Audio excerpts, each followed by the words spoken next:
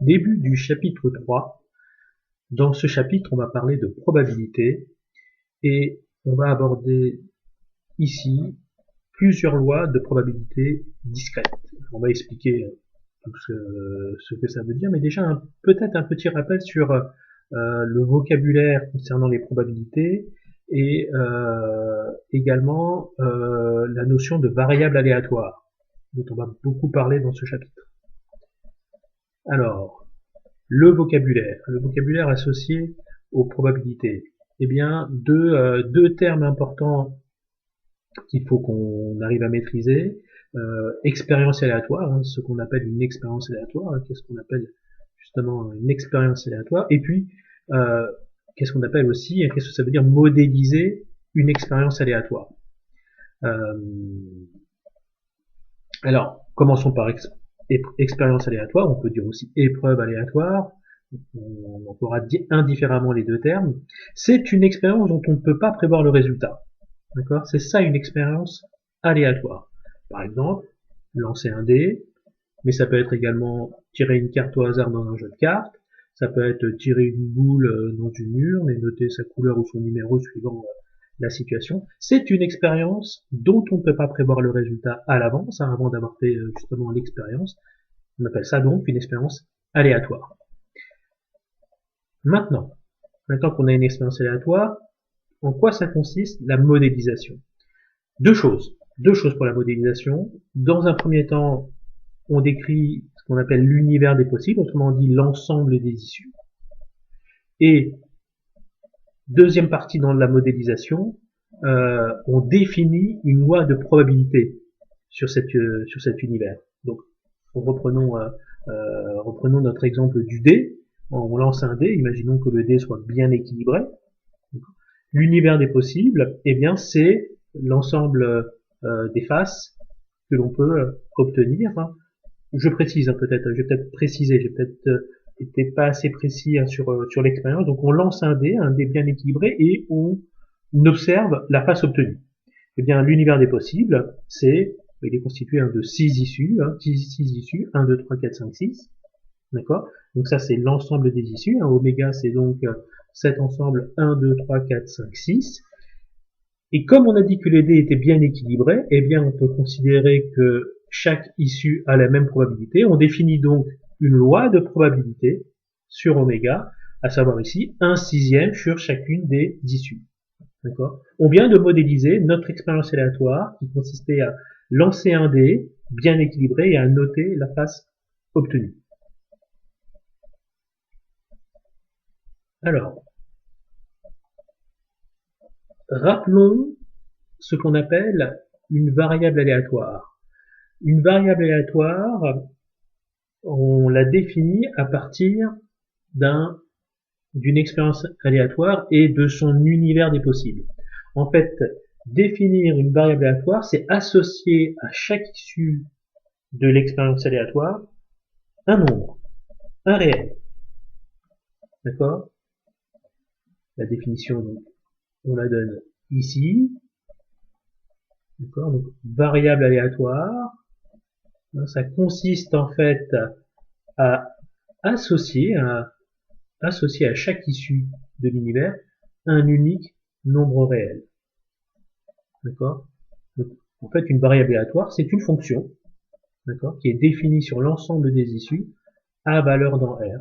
À chaque issue, on associe un réel. Regardons un exemple. On a ici un exemple qui nous est proposé. Donc, un jeu qui consiste à lancer un dé à 6 faces. D'accord? Si le dé tombe sur 6, le joueur gagne 2 euros. Si le dé tombe sur une autre face, le joueur perd 1 euro. D'accord? On va appeler grand X le gain, éventuellement négatif, puisque le joueur est susceptible de perdre, le gain du joueur. D'accord? Eh bien, on définit ici une variable aléatoire. D'accord? On a bien défini une variable aléatoire, à savoir qu'à chaque face obtenue, eh bien, on associe un nombre. À chaque issue de l'expérience, on associe un chiffre. Ici, c'est le gain. D'accord? Plus précisément, si le dé tombe sur 6, eh bien, 2 euros. Si on tombe sur une autre phase, donc 1, 2, 3, 4, 5, le joueur perd 1 euro.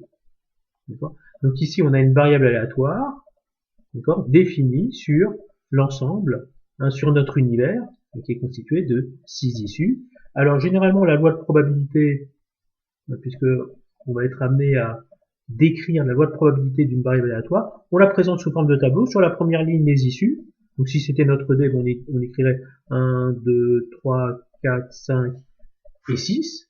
Pardon, excusez-moi, je me suis trompé, je suis allé un peu trop vite. Non, ici, grand X, ce ne sont pas les valeurs, les issues de l'expérience, ce sont les valeurs prises par le gain.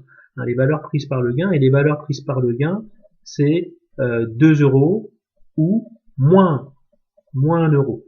D'accord? Donc ici, on aurait moins 1 et 2, et on écrirait les probabilités correspondantes.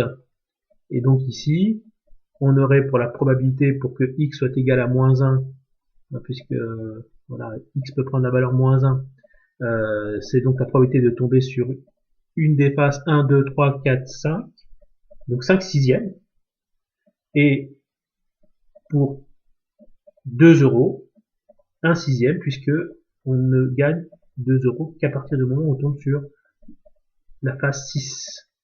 D'accord? Donc, excusez-moi, j'ai voulu aller un peu trop vite.